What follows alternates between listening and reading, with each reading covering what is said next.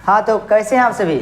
आप सभी का स्वागत करता हूं आपके अपने YouTube चैनल लाइव क्लासेस 1.2 में। आज हम आपके लिए लेकर हैं कक्षा 12 के चैप्टर नंबर 4। बच्चों क्या है चैप्टर नंबर 4? हिंदी के चैप्टर नंबर 4। इसका नाम है अर्धनारीश्वर। क्या नाम बच्चों? नाम है अर्धनारीश्वर। जिसके लेखक की बात करें तो बच्चों वो कौन है? रामधारी सिंह दिनकर। वो कौन है? तो रामधारी सिंह दिनकर। उनके जितने भी सब्जेक्टिव क्वेश्चन ऑब्जेक्टिव क्वेश्चन बच्चों बनते हैं वो सारे क्वेश्चनों को हम इस एक वीडियो में टेस्ट के रूप में लेकर चलेंगे।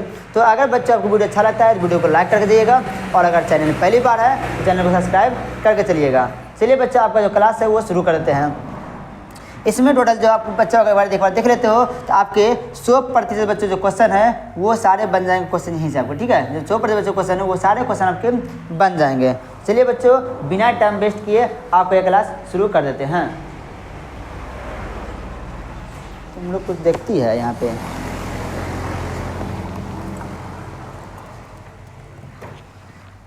चलिए बच्चों, तो देखिए शुरू करते हैं टेस्ट को।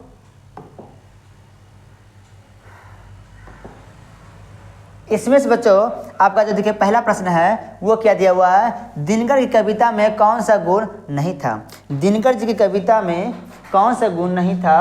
प्रभावपूर्ण, वाग्मिता, पौरुष, मिनिसंता, ओज गुण। तो इसका जो राइट है बच्चों आंसर हो जाएगा वो बच्चों हो जाएगा बच्चों क्या जाएगा? मृषंता हो जाएगा इसका राइट आंसर। अब बच्चों बढ़ेंगे अगले प्रश्न को कि रामधारी सिंह दिनकर का जन्म कब हुआ था? रामधारी सिंह दिनकर जी का जन्म कब हुआ था? तो बच्चों ऑप्शन नंबर 1 में है 23 सितंबर 1908, नंबर 2 में है 24 सितंबर 1905, नंबर 3 में है 23 सितंबर 1907 और नंबर डी में है 24 सितंबर 1909। तो बच्चों इसका जो राइट आंसर होगा वो हो जाएगा ऑप्शन नंबर ए 23 सितंबर 1908 का राइट आंसर। अब बच्चों बढ़ेंगे अगले प्रश्न की ओर। अगला प्रश्न है नारी और नर एक ही द्रव की ढली दो प्रतिमाएं हैं, यह पंक्ति किस शीर्षक पाठ से है? बच्चों इसका जो राइट आंसर होगा बच्चों वो हो जाएगा अर्धनारीश्वर। क्या जाएगा? अर्धनारीश्वर हो जाएगा इसका राइट आंसर। अब बच्चों बढ़ेंगे अगले प्रश्न की ओर कि रामधारी सिंह दिनकर जी का निधन कब हुआ था? रामधारी सिंह दिनकर जी का निधन कब हुआ था? तो ऑप्शन नंबर 1 में है 23 अप्रैल 1973, नंबर बी में है कि 25 अप्रैल 1975, नंबर सी में है 22 अप्रैल 1972 और नंबर बच्चों डी में है कि 24 अप्रैल 1974। 24 अप्रैल 1974 बच्चों इसका जो राइट आंसर होगा वो हो जाएगा 24 अप्रैल 1974 हो जाएगा इसका राइट आंसर।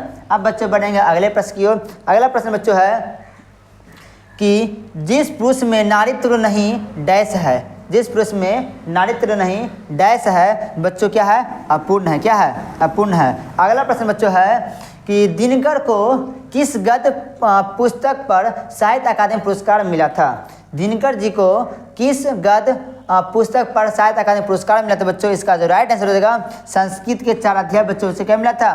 तो साहित्य अकादमी पुरस्कार मिले थे। अगला बच्चों प्रश्न देखिए।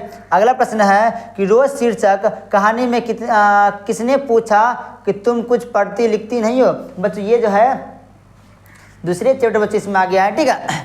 चलिए कोई दिक्कत नहीं है कि रोज शीर्षक में कहानी में किसने पूछा कि तुम कुछ पढ़ती लिखती नहीं हो? चाचा ने, पति ने, भाई ने या फिर लेखक ने? बच्चों लेखक ने पूछा था तो क्या तुम कुछ पढ़ती नहीं हो जब उनके घर गए थे? तो अगला प्रश्न है कि अर्धनारीश्वर का क्या अर्थ है? अर्धनारीश्वर का क्या अर्थ है? तो बच्चों अर्धनारीश्वर का अर्थ होता है आधा नर और आधा नारी, अर्थात शंकर और पार्वती हो जाएगा। ऑप्शन नंबर हो जाएगा ए हो जाएगा इसका राइट आंसर।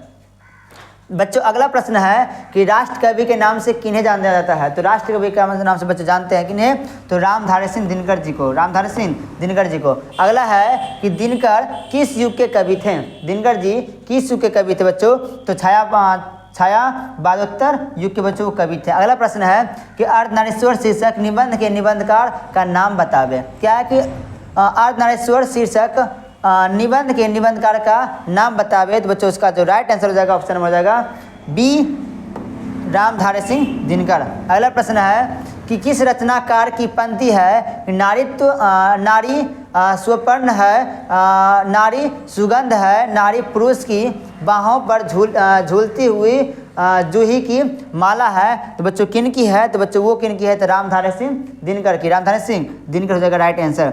अब बच्चों अगला प्रश्न क्या है? आपका अगला प्रश्न बच्चों रहा कि रामधारी सिंह दिनकर को कौन सा पुरस्कार मिला था? रामधारी सिंधिनकर को कौन सा पुरस्कार मिला था?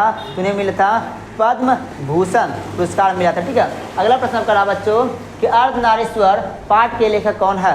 अर्धनारीश्वर पाठ के बच्चों लेखक कौन है? तो वो हमारे जो राष्ट्र कवि बच्चों बिहार के हैं, बिहार के बेगूसराय जो भागलपुर के पास पड़ती है, वो कौन है? रामधारी सिंह दिनकर जी। अगला प्रश्न आपका रहा और ये आपका लास्ट आखिरी प्रश्न बच्चों है, वो क्या है? देखिए कि कामिनी तो अपने साथ डैश की शांति लाती है, खाली जगह को भरे। मतलब कि इसमें खाली जगह बच्चों क्या भराएगा? ठीक है, क्या बोला गया कि यामिनी तो अपने साथ डैश शांति लेकर आती है, तो यामिनी की लेकर आती है बच्चों।